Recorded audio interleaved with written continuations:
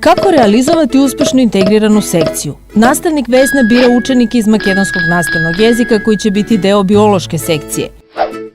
Njen kolega Arben radi isto to sa učenicima iz albanskog nastavnog jezika. Svaki od nastavnika organizuje prvi susret sa svojom sekcijom na kojoj informiše učenike da će oni raditi na projektu o istraživanju karakteristika lekovitog bilja. Daju im rok od 1 meseca za završetak projekta. Na kraju organizuju susret gde će učenici iz obe sekcije međusobno prezentovati rezultate.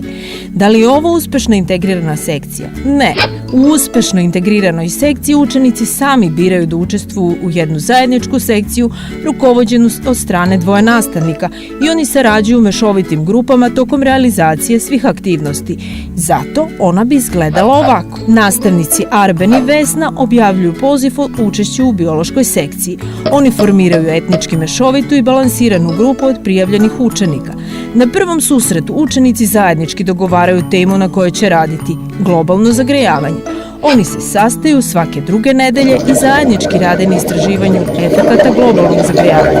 Na kraju polugodišta prezentiraju svoje rezultate pred drugim učenicima i ispred lokalne zajednice. Vidite razliku? Jedna sekcija na istoj temi, svi zajedno, zajednička saradnja i međusobno poštovanje. To je međuetnička integracija.